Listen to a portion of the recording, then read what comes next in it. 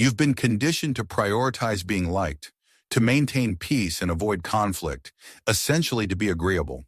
However, Carl Jung would argue that this goodness is merely a facade, a mask that can ultimately become a prison. When you people please, you don't become more likable or respectable. Instead, you become invisible. Your constant yeses don't earn you more love or respect. They merely make you disappear into the background, unnoticed and unappreciated. You might believe that being helpful and cooperative is the key to building strong relationships, but the truth is you're abandoning yourself in the process. Every time you prioritize others' needs over your own, you're teaching the world that your needs don't matter, that your time is flexible, and that your boundaries are optional. Carl Jung saw people-pleasing not as a sign of politeness, but as a shadow in disguise, a behavioral mask used to protect yourself from rejection, conflict, or disconnection. The more you please others, the more you'll be used, not because people are inherently evil, but because they respond to what you allow.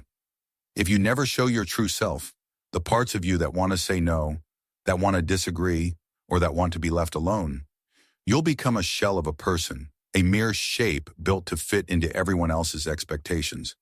And one day you'll wake up feeling tired, resentful, and fake, wondering why nobody actually sees you. Jung referred to this phenomenon as the persona, the mask you wear to survive the demands of society. While it's functional and helps you navigate various social situations, it becomes dangerous when you start to identify with it, forgetting where it ends and you begin. This is when you lose your authenticity, the one thing that makes life real. Chronic people pleasers often learn to adapt in childhood, smiling when they want to cry, saying yes when they want to scream, and acting small to make others feel big. They learn that love is earned through performance, not given unconditionally. As a result, the mask becomes permanent, and they lose their true identity. Jung believed that people-pleasing is not just a behavioral problem, but a soul fracture. When you abandon your true self repeatedly, you don't just lose your voice, you lose your identity. You start to ask yourself, who am I without this role? What if people leave when I stop giving? Will anyone stay if I finally say what I feel?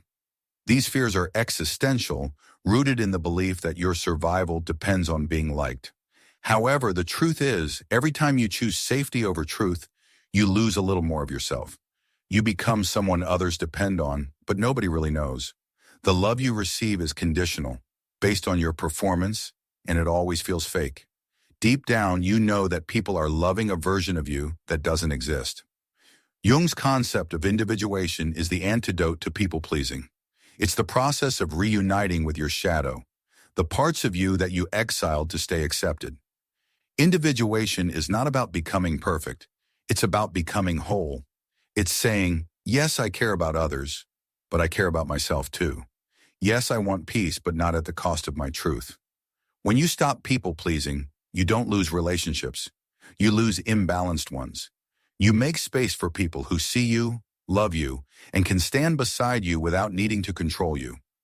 To stop people-pleasing, you need to recognize the guilt loop, redefine your value, learn to disappoint without apology, start small, and embody the new standard. Recognizing the guilt loop means understanding that the guilt you feel when you stop pleasing others is not actually guilt, but withdrawal from a life of approval addiction.